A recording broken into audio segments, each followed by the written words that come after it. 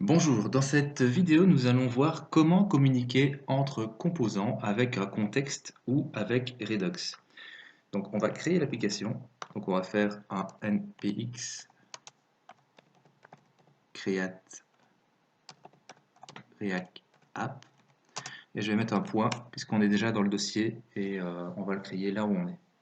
Alors, on avait déjà vu dans une vidéo précédente comment communiquer avec des composants, parents, enfants, à l'aide de props. Ça, c'est la communication de base. Maintenant, plus l'application va se développer et se complexifier, vous aurez peut-être besoin de faire communiquer des composants qui sont éloignés l'un de l'autre. Alors, pour éviter de devoir faire remonter les données de composant à composant avec les props, on peut utiliser un contexte ou Redux pour créer des données globales. Ok, on va commencer par nettoyer un petit peu tout ça. Donc, on va juste garder l'app.js, index.js et c'est tout. Donc, dans l'index, ça, on bouge. Voilà. Et dans app, ça, on bouge. Et on peut bouger le class name puisqu'on a plus de CSS. Ok, alors on va commencer avec l'exemple du contexte. Donc on va ajouter un fichier context.js à la racine du projet, donc new file. Alors ici on va faire import, on va importer React et on va également importer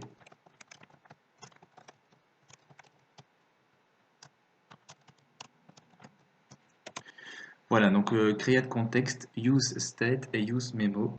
Alors on va directement créer le contexte et l'exporter.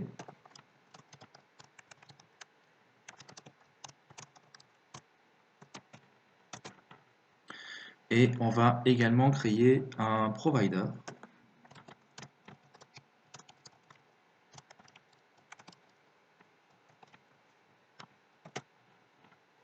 Alors, dans ce provider, on va créer les objets qu'on aura besoin de partager. Donc, on va déjà mettre ici objet.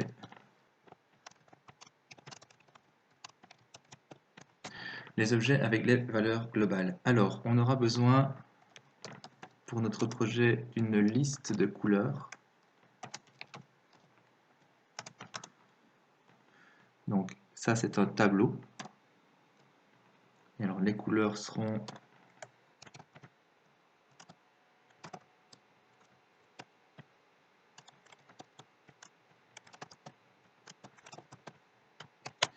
voilà, donc black, red, blue, gray et green.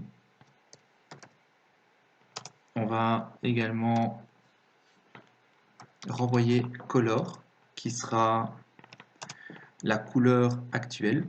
Donc color et set color, ce sera un use state.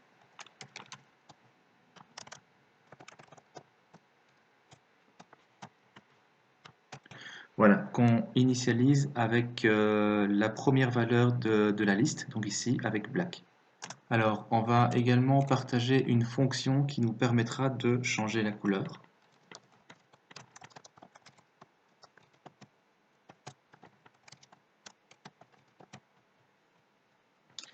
Une fois que c'est fait, on va retourner les valeurs globales.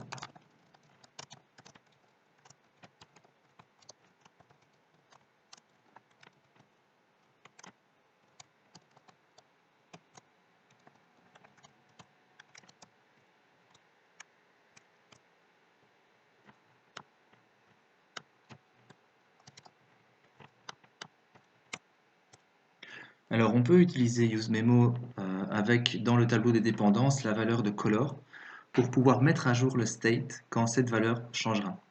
Comme c'est un provider qui englobera d'autres composants, on se sert de la props children pour prendre en compte ces composants. Donc on va le faire directement. Donc on va retourner, donc return. Donc là on va prendre notre contexte, leur contexte, créer le provider, avec comme valeur l'objet qu'on vient de créer, donc value, qui est le useMemo. Et à l'intérieur de ce provider,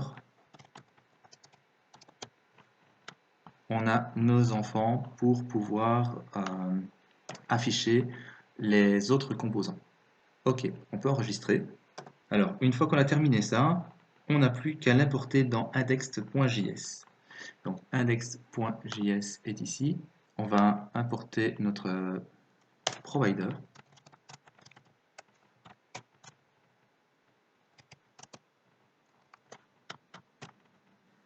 Et on va entourer notre composant app avec.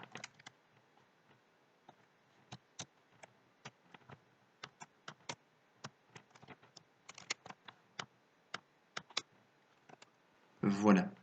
Maintenant, dans app, ainsi que dans tous les autres composants, enfants, enfants des enfants, etc., on aura accès à ces valeurs. Donc on va directement aller dans app, justement, app.js. On va importer React ainsi que use context.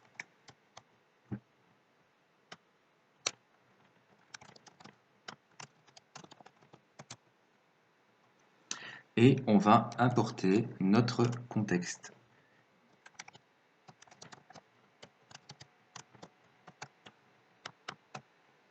Alors, le but de cet exercice, enfin de cet exemple, c'est d'afficher la liste des couleurs disponibles et l'utilisateur va pouvoir cliquer sur une des couleurs pour la sélectionner, tout simplement. Alors, on aura besoin de récupérer la liste des couleurs ainsi que la fonction changeColor pour pouvoir justement cliquer et changer la couleur. Donc, dans App, on va déjà récupérer la liste et la fonction du contexte.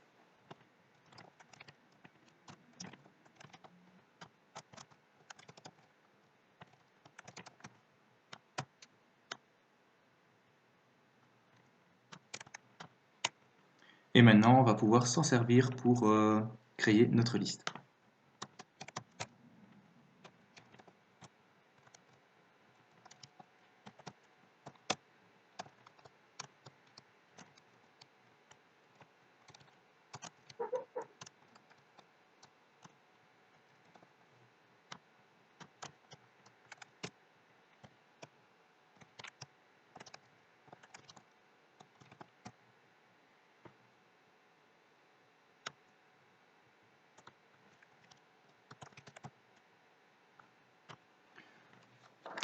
Donc ici, on a déstructuré notre contexte avec les valeurs qu'on a besoin. Donc on a besoin de list color, change color. On n'a pas besoin de couleur.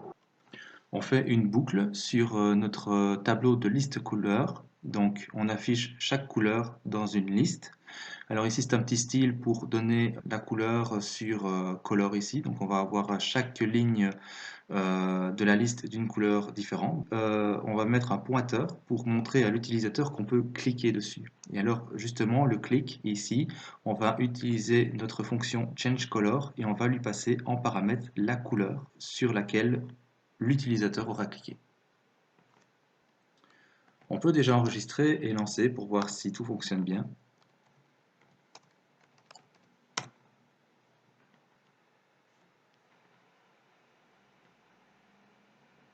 Bon, alors ici, on voit que couleur n'est pas définie. À mon avis, c'est la majuscule. On va retourner dans Visual Studio.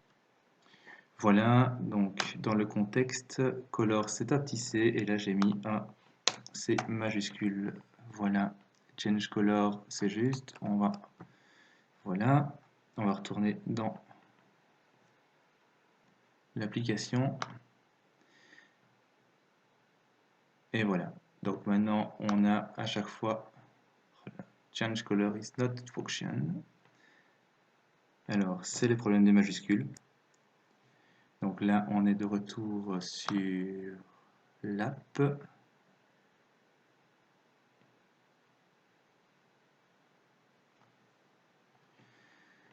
Alors change color avec un C majuscule.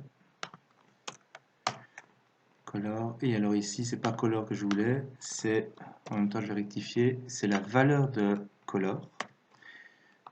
Voilà, on sauvegarde. Et maintenant, voilà, je peux cliquer dessus. On ne voit pas encore la valeur. On va créer un composant enfant pour indiquer la valeur du parent.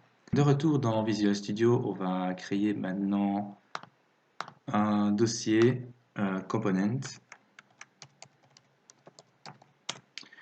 Et dedans, on va faire new file et on va l'appeler enfant.js.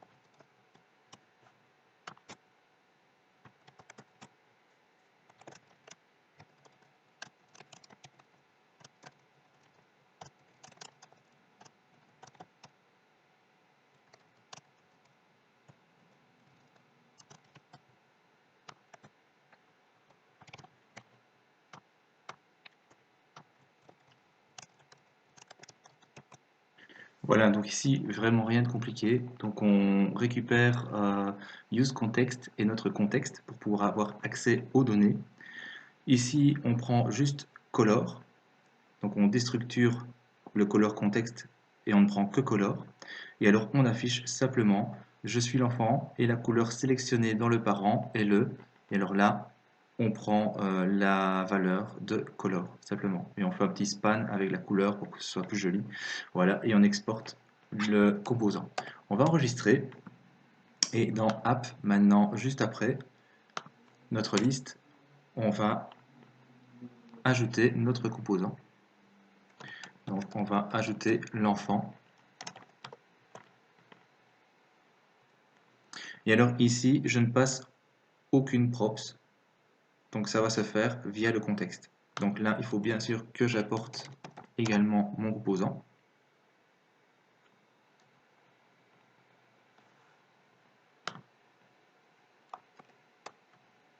Voilà, on va regarder dans l'application. Voilà, donc ici j'avais sélectionné le gris, sinon si je réinitialise, c'est le black. C'est la couleur de départ puisqu'on avait mis 0 dans le tableau. Maintenant si je clique sur le rouge, on voit bien que dans l'élément enfant, ça se change également. Donc il a accès aux données et dès que color change, le rendu se met à jour. Bien, voilà, on a vu comment mettre en place un contexte. On va maintenant modifier l'application pour mettre en place Redux. Donc l'avantage du contexte, c'est qu'il n'y a aucune librairie à télécharger en plus. Donc ça fait partie vraiment de React. Donc il suffit de mettre useContext et de créer le contexte et puis de le mettre en place. Maintenant, pour des grosses applications, parce que ici, installer et utiliser Redux, c'est vraiment pas nécessaire. Même un contexte, c'est vraiment pas nécessaire. Mais bon, c'est juste pour l'exemple. Autant de faire un exemple super simple pour bien comprendre le fonctionnement de chaque fonctionnalité. Mais dans une grosse application, quand on aura beaucoup de données à partager, de fonctions aussi à partager, il vaudra mieux utiliser Redux. Et c'est ce qu'on va faire directement. Donc, on va supprimer ça, on va rouvrir un terminal. Et ici, on va faire npm install et on va installer Redux et React Redux.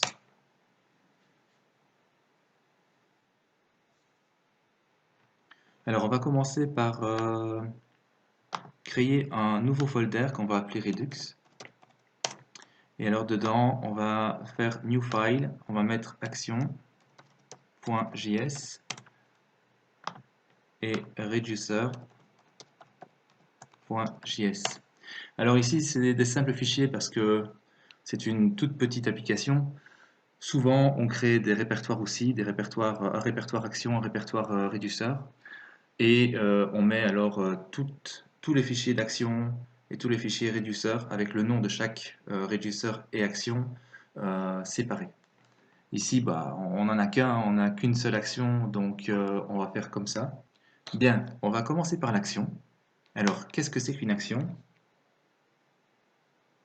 Alors, une action, c'est une fonction qui retourne un objet avec une clé type et éventuellement d'autres données. Donc ici, en fait, pour le changement de couleur, on va avoir donc le type, ça c'est obligatoire, qu'on va nommer change color, et on va mettre une donnée qui sera payload, c'est souvent ce qu'on met, avec la nouvelle couleur que l'utilisateur a sélectionnée. Donc, la constante, donc c'est change color, donc qu'on met toujours en capital.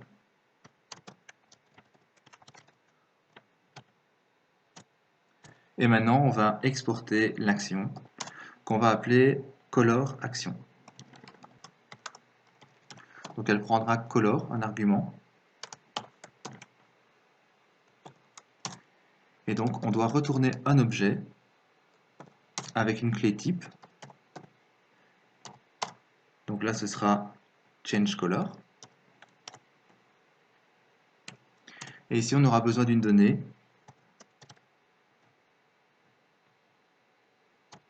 Et ce sera color. Ok, c'est tout pour l'action. Maintenant, on va s'occuper du reducer. Alors, un reducer, c'est une fonction pure qui prend en paramètre le state courant et une action. Il retournera le nouveau state ou par défaut le state initial. Donc, on va créer ça directement. Donc, on va déjà importer les actions. Donc ici, il n'y en a qu'une, mais bon, on va quand même prendre tout et on va le nommer action from action.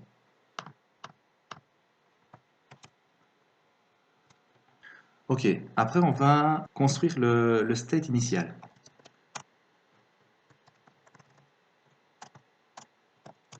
Donc le state initial, ce sera les données globales qu'on avait vues dans le contexte. Donc là, on va refaire la même chose. Donc on va créer notre liste de couleurs.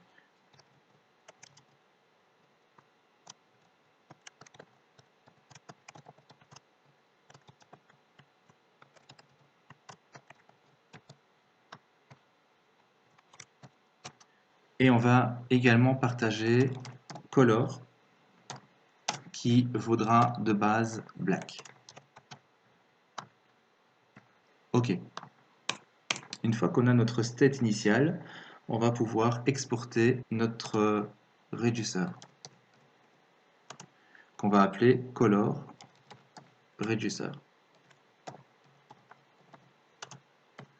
Donc, comme je l'ai dit, il va prendre le state, donc le state initial, donc init state, ainsi que une action en paramètre.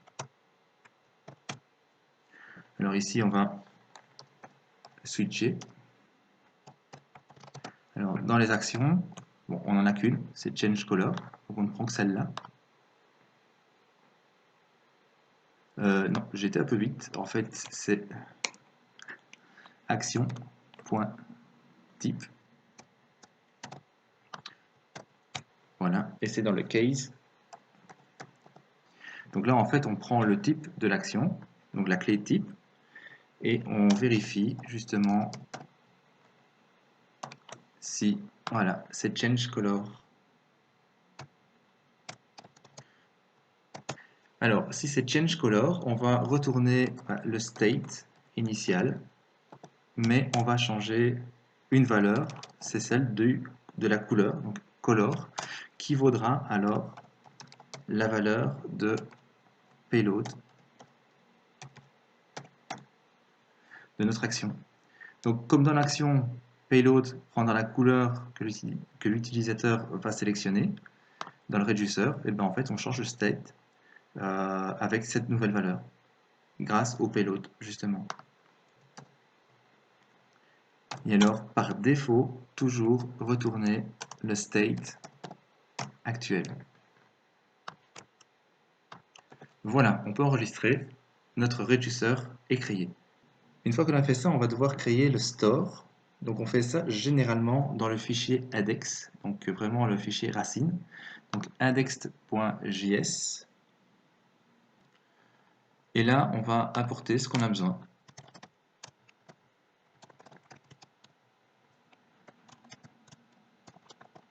Donc déjà, create store de Redux pour créer le store.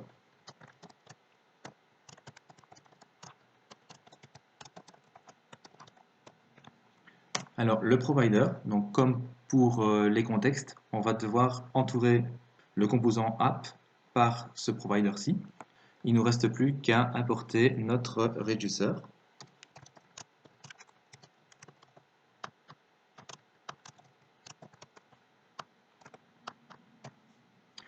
Voilà, une fois qu'on a ça, on va créer le store. Voilà, donc on crée le store avec notre réduceur. Et à la place de color provider, donc on ne va plus utiliser le contexte, on va utiliser maintenant provider ici. Donc le provider de Redux. Voilà. Donc ici, color provider s'est effacé. On peut même le bouger, si vous voulez. On n'en a plus besoin. Et c'est le provider. Et le provider, lui, prend une props qui sera le store. Ok, on enregistre.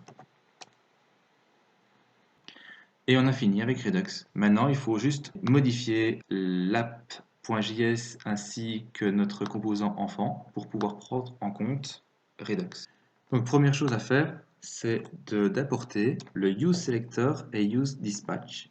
Donc, useSelector, ça va nous permettre de récupérer les données globales et le useDispatch, ça va nous permettre d'utiliser une action.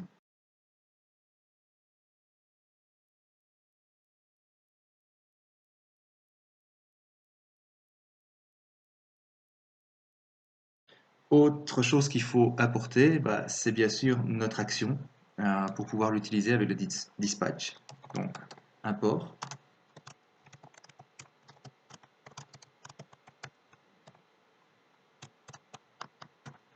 Voilà.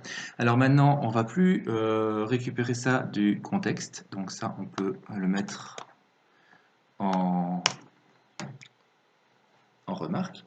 On va le récupérer du useSelector. Donc const.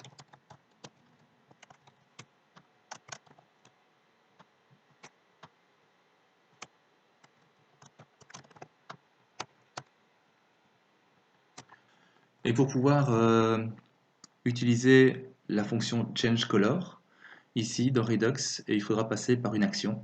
Donc pour ça, on va utiliser le useDispatch.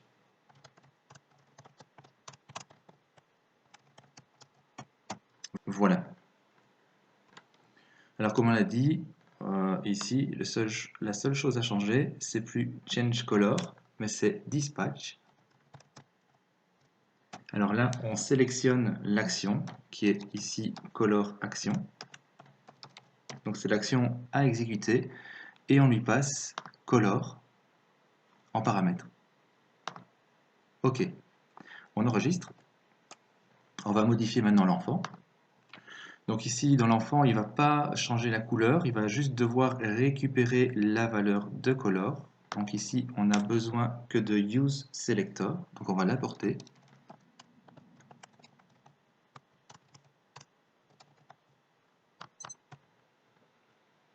Et ici, on ne récupère plus la valeur du contexte. Donc là, on peut le faire aussi en remarque. Et on va le récupérer du useSelector. Donc on va récupérer juste color.